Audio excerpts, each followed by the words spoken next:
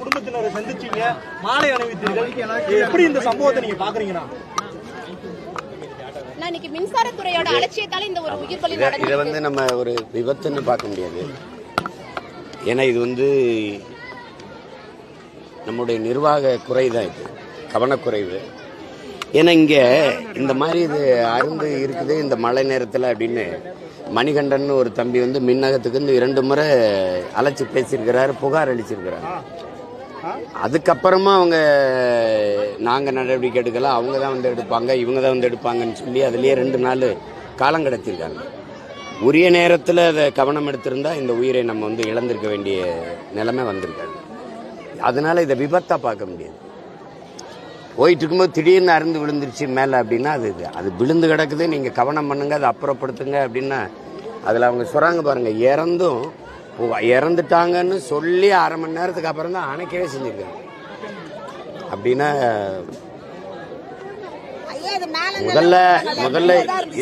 முதல்ல இது நம்முடைய வாழ்விடம் இல்லை, வாழ்ந்துக்கிட்டு இருந்த இடம் வேற. மொத்தமாக நகரத்துக்குள்ளே நாங்கள் ஆதி தமிழ் குடிகள் இருக்கக்கூடாதுன்னு முடிவெடுத்து எங்களை எல்லாம் தூக்கி செம்மஞ்சேரி, கண்ணகினர், கல்லுக்குட்டை, பெரும்பாக்கத்துக்கு தள்ளுனதே இவங்க தான். நான் திருப்பி சண்டை போட்டேன், எங்களை கூட்டிகிட்டு போகிறேன், சரி இங்கே யாரை குடி வைப்பாயின்னு கேட்டேன். அதுக்கு பதிலே கிடையாது. எந்த அடிப்படை வசதியும் இல்லாமல் எங்களை தூக்கி கொண்டாந்து இங்கே போட்டுட்டு இதெல்லாம் கட்டடம், இவ்வளவு இதெல்லாம் மனிதர்கள் குடியிருக்கிற வீடு மாதிரி இருக்கா மட்டும் பாரு.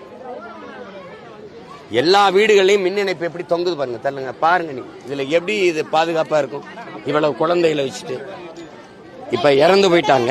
இந்த பிள்ளைய 2 பேருடைய எதிர்காலத்தை பாரு. இப்ப கணவர் அவர் உடல்நிலை சரியில்லை, அவருக்கு தோல் நோய் இருக்கு, அவரால் வேலைக்கு போக முடியாது. ஒரே ஒரு மனுஷியுடைய உழைப்புல தான் இந்த குடும்பம் வாழ்ந்துட்டு இருந்தது. இப்ப அவ இல்லை உயிரோட. நிலைமை என்ன?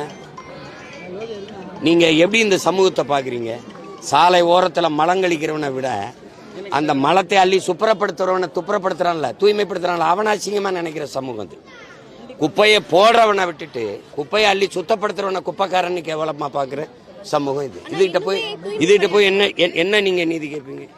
கள்ளச்சாராயம் குடிச்சு செத்தவனுக்கு நீங்க உடனே போய் நிவாரணம் 10 லட்சம் கொடுத்து அவன் குடும்பத்தில் இருக்க பிள்ளைகளெல்லாம் அரசு படிக்க வைக்கும், அவங்களுக்கு எதிர்காலத்தில் அரசு வேலை கொடுக்கும். நீங்க இப்ப இந்த பிள்ளைகளுக்கு யார் படிக்க வைப்பா? கள்ளச்சாராயம் வித்தவன், கள்ளச்சாராயம் குடிச்சவனை விட இவங்க இந்த நாட்டில் குப்பையில அள்ளி அழுக்கை அள்ளி சுத்தப்படுத்துற பணியை விட ஒரு தூய்மையான பணி ஒன்று இருக்கா? சொல்லுங்க. இதே இவர்களுக்கு காலுக்கு பூட்ஸ், கையில் அந்த பிளாஸ்டிக் அந்த கிளவுஸ் கொடுத்துருந்தா இந்த மாதிரி இந்த நின்றுட்டு போனாங்க அவங்க எல்லாரும் காலில் செருப்பு தான் போட்டுருக்காங்க. நீ பார்த்தீங்களா? எங்கூட நின்று பேசணும் இல்லை? அதில் எத்தனை கோடி செலவு பண்ணிடுவோம்? ஏன் அவங்களுக்கு பாதுகாப்பான அந்த கருவிகளை கொடுக்கறதுல உங்களுக்கு என்ன பிரச்சனை? என்ன பிரச்சனை? கையுறைகள் சரியா வழங்கல, பாதுகாப்பு கையுறை அந்த காலுக்கு போட்டு முழுக்க இந்த முழங்கால் வரைக்கும் போடுற இந்த கருப்பு பூட்ஸ் நீங்க பாத்திருப்பீங்க. அது போட்டு இந்த கையுறையை போட்டு போயிருந்தா இந்த தங்கைக்கு இந்த விபத்து நேர்ந்திருக்காதுல்ல.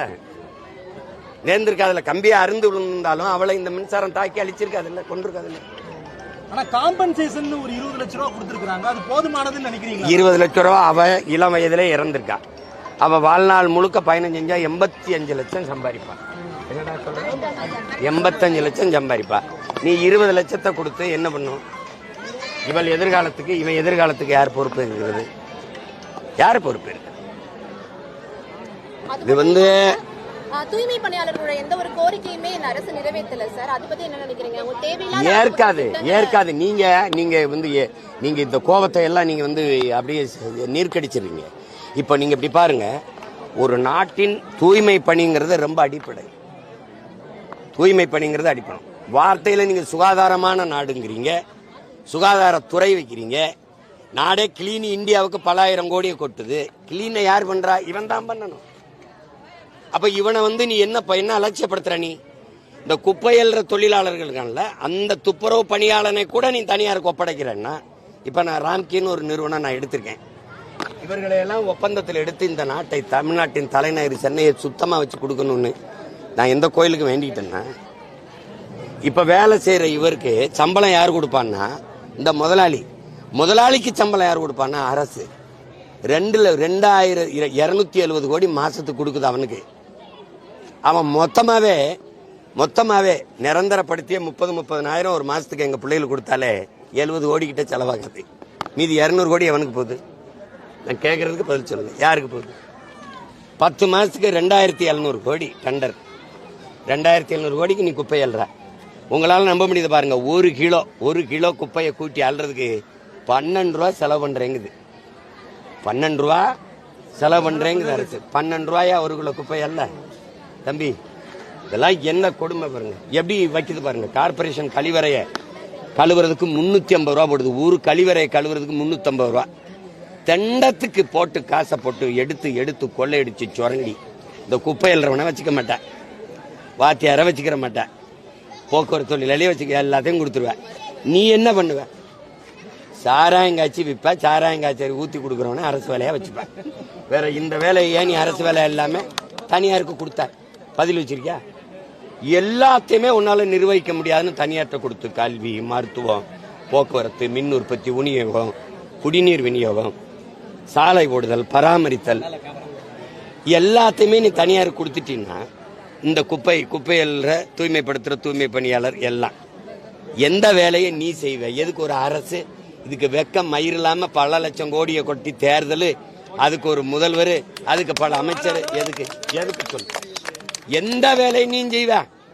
இதுல இவன் கேட்கிற பணி நிரந்தரம். என் பிள்ளைகள் கேட்கிற பணி நிரந்தரங்கிறது பணி பாதுகாப்பு.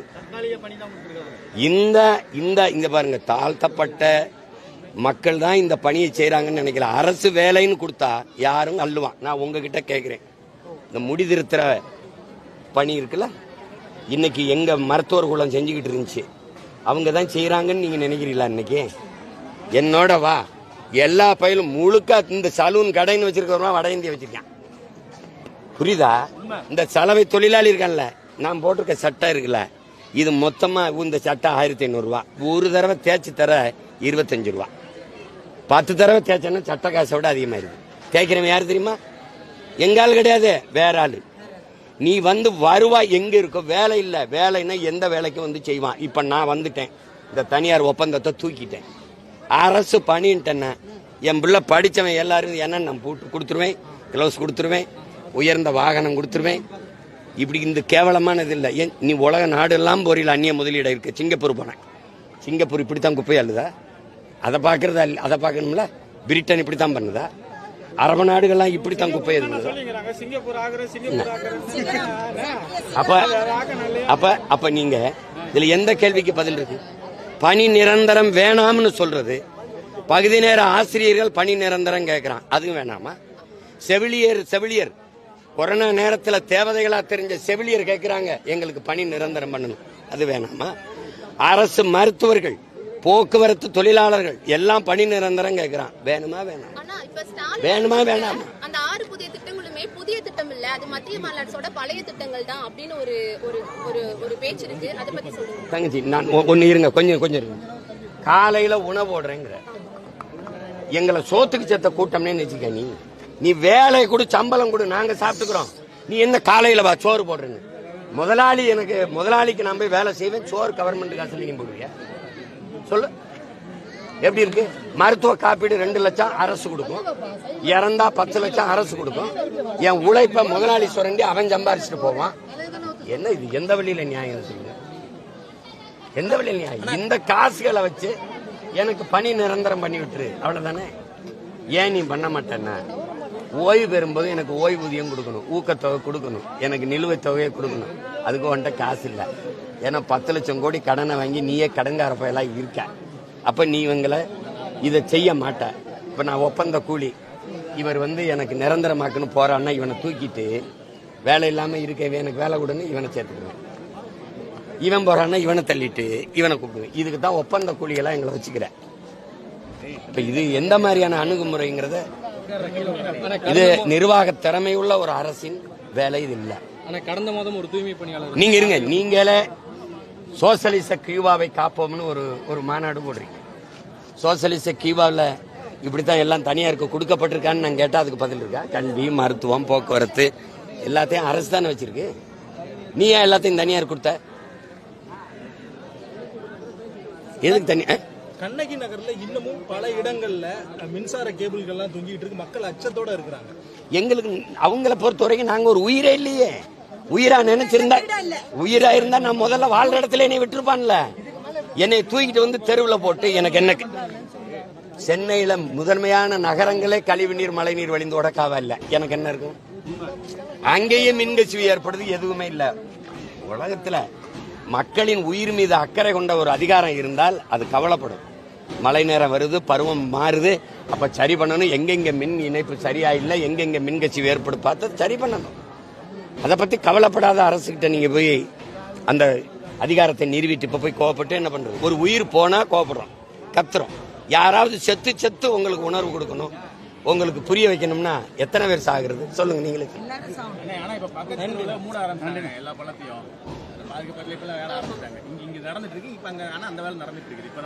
நம்ம யாராவது சாகணும், அதுக்கு மனு கொடுத்தா கேட்க மாட்டீங்க. யாராவது மரணிச்சா திரும்பி பாப்பீங்கன்னா எப்படி இருக்குது?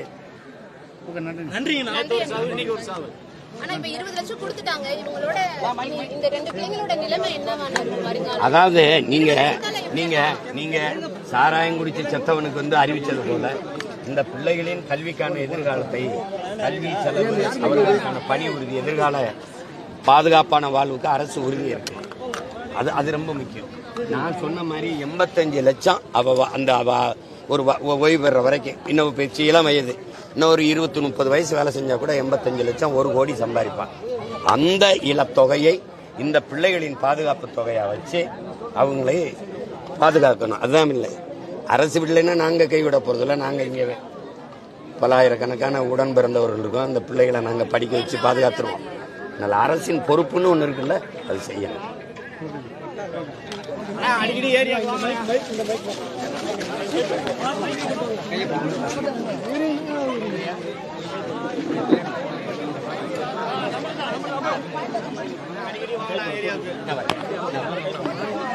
முன்னாடி போக சொல்லு.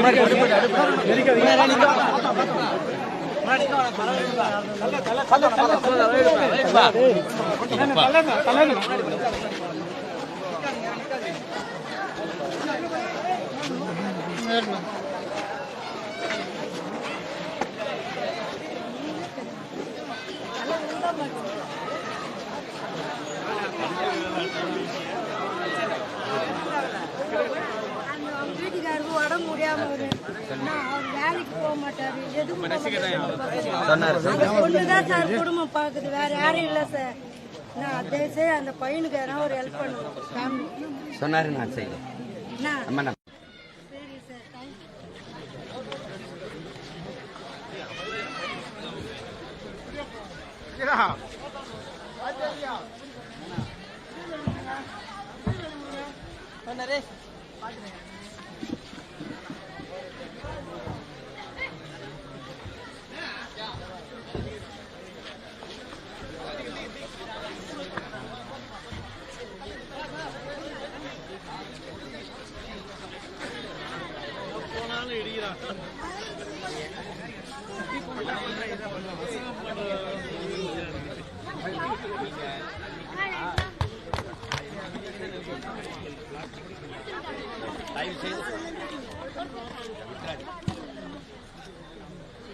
போடுங்க, போடலைன்னா தப்பா போயிடும்.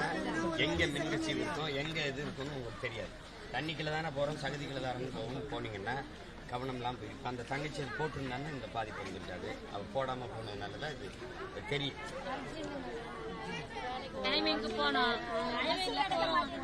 அதை சொல்ல முடியாது. அர்ஜென்ட்டுக்கு வந்து உயிர் போயிடுச்சுன்னு சொல்ல முடியாது. உயிரை விட இந்த உயர்ந்தது ஒன்றும் இல்லை. அதை நம்ம தான் பார்க்கணும். இல்லை, நம்ம தான் பார்க்கணும். தைரியமா இருக்கு.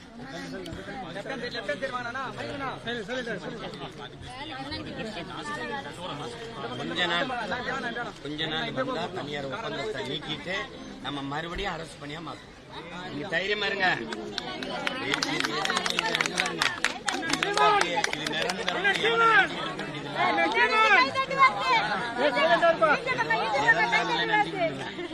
நீங்க வந்து தனியார் கொடுத்தா நம்ம வந்து வெளில போயான்ட்டு நம்ம வந்து மறுபடியும் அரசு பணியா மாத்தி வேலை செய்யலாம். தைரியமா இருங்க.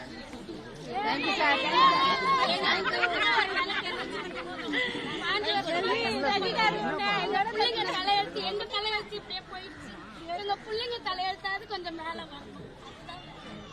உங்ககிட்ட அல்லாதீங்க. உங்க கண்ணீரை பார்க்க நான் இவ்வளவு கஷ்டப்படல. புரியுதா? தைரியமா இருக்கு, தைரியமா இருக்கு.